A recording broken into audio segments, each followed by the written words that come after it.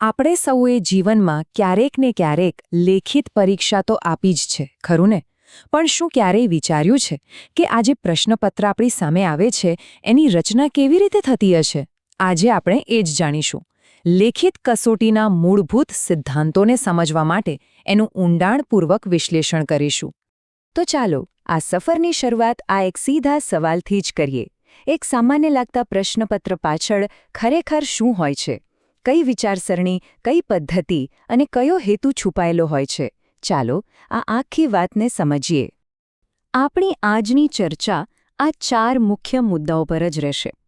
આપણે એની વ્યાખ્યાથી શરૂ કરીશું, એના લક્ષણો જોઈશું, એ કેવી રીતે બને છે એ સમજીશું અને છેલ્લે એના ઉપયોગ વિશે જાણીશું, જેથી આખો કોન્સેપ્ટ એકદમ સ્પષ્ટ થઈ જાય.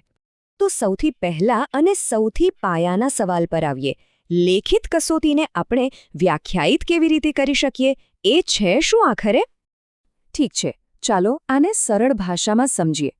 લેખિત કસોટીનો મુખ્ય હેતુ એ ચકાસવાનો હોય છે કે કોઈ ચોક્કસ ઉદ્દેશ્ય સિદ્ધ થયો છે કે નહીં, અને આ માટે ઉમેદવારોને જે પણ પ્રશ્નો પૂછવામાં આવે એના જવાબ લખીને આપવાના હોય છે.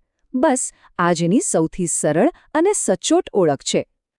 હવે જ્યારે આપણે જાણીએ છીએ કે લેખિત કસોટી શું છે, તો એના મૂળભૂત ઘટકો અને એના સ્વરૂપને સમજવાનો સમય છે.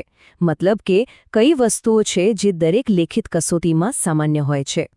જુઓ, આમાં કેટલીક બાબતો એકદમ સ્પષ્ટ છે. કોઈ પણ લેખિત કસોટીમાં પ્રશ્નો પણ લખેલા હોય અને જવાબો પણ લખીને જ આપવાના. મૂલ્યાંકન પણ ફક્ત આ લખેલા જવાબોનું જ થાય છે. આના માટે ક્યારેક અલગ ઉત્તરવહી હોય તો ક્યારેક પ્રશ્નપત્રમાં જ જવાબ લખવાના હોય. અને હા, એક મહત્વની વાત એ છે કે આવી કસોટી કોઈ એક જ નહીં પણ એકથી વધુ હેતુઓનું મૂલ્યાંકન કરવા માટે પણ બનાવી શકાય છે. આપણે જે સિદ્ધાંતોની ચર્ચા કરી રહ્યા છીએ તે આ સ્ત્રોત પર આધારિત છે, અને આ જ સિદ્ધાંતો છે જે પ્રમાણભૂત પરીક્ષાઓનો પાયો નાખે છે. આનાથી એ સુનિશ્ચિત થાય છે કે મૂલ્યાંકન બધા માટે સુસંગત અને ન્યાયી રહે. ચાલો હવે આપણે પડદા પાછળ જઈએ અને જોઈએ કે આ કસોટીઓ આખરે બનાવવામાં કેવી રીતે આવે છે. આ એ ભાગ છે જ્યાં કસોટી માત્ર પ્રશ્નોનો સંગ્રહ નથી રહેતી, પણ એક વૈજ્ઞાનિક સાધન બની જાય છે. અહીંયા એક વાત ખાસ સમજવા જેવી છે.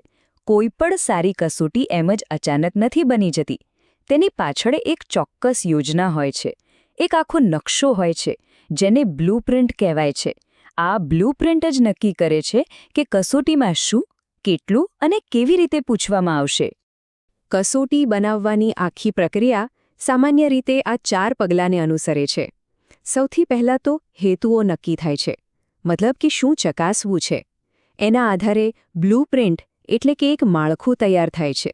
પછી તે માળખા મુજબ અલગ અલગ પ્રકારના પ્રશ્નો બનાવવામાં આવે છે. અને છેલ્લે જે ખૂબ જ મહત્વનું છે, એ પ્રશ્નોને મનોવૈજ્ઞાનિક દૃષ્ટિકોણથી ગોઠવવામાં આવે છે. કસોટીમાં આપણને મોટાભાગે આ 3 પ્રકારના પ્રશ્નો જોવા મળે છે. નિબંધાત્મક પ્રશ્નો, જેમાં ઊંડાણપૂર્વક વિશ્લેષણ કરીને લાંબા જવાબ આપવાના હોય. પછી આવે ટૂંકા જવાબી પ્રશ્નો, જે ચોક્કસ માહિતીની ચકાસણી કરે છે. અને ત્રીજા છે વસ્તુલક્ષી પ્રશ્નો, જેમ કે બહુવિકલ્પી પ્રશ્નો, જેમાં ફક્ત એક જ સાચો જવાબ હોય છે. આ એક ખૂબ જ રસપ્રદ વિચાર છે. પ્રશ્નપત્રમાં પ્રશ્નોનો ક્રમ એમ જ રેન્ડમલી નથી ગોઠવી દેવાતો. તેની પાછળ એક મનોવૈજ્ઞાનિક કારણ હોય છે, જે પરીક્ષા આપનારના પ્રદર્શન પર સીધી અસર કરી શકે છે. અને સૌથી સામાન્ય મનોવૈજ્ઞાનિક ગોઠવણી કઈ છે ખબર છે? સરળથી કઠિન તરફ જવાની. આની પાછળનો આઈડિયા એ છે કે શરૂઆતમાં સરળ પ્રશ્નો ઉમેદવારનો આત્મવિશ્વાસ વધારે છે અને ચિંતા ઘટાડે છે. આનાથી તેઓ આગળ આવનારા અઘરા પ્રશ્નોનો વધુ સારી રીતે સામનો કરી શકે છે. સારું, તો હવે આપણે આપણા અંતિમ વિભાગ તરફ આગળ વધીએ છીએ. ચાલો જોઈએ કે વાસ્તવિક દુનિયામાં આ લેખિત કસોટીઓનો ઉપયોગ ક્યાં અને કેવી રીતે થાય છે. લેખિત કસોટીઓની સૌથી મોટી ખાસિયત છે એમની વ્યાપકતા. મતલબ કે એક જ સમયે હજારો કે લાખો ઉમેદવારોની પરીક્ષા લઈ શકાય છે. આ જ કારણ છે કે જ્યારે પણ મોટા પાયે મૂલ્યાંકન કરવાનું હોય ત્યારે આ સૌથી વધુ ઉપયોગમાં લેવાતી પદ્ધતિ છે.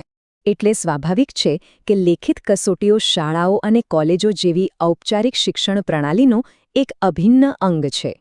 એ સિવાય સરકારી નોકરીઓ માટેની ભરતી જેવી તમામ જાહેર પરીક્ષાઓમાં પણ મૂલ્યાંકન માટે આ જ પદ્ધતિનો વ્યાપકપણે ઉપયોગ થાય છે.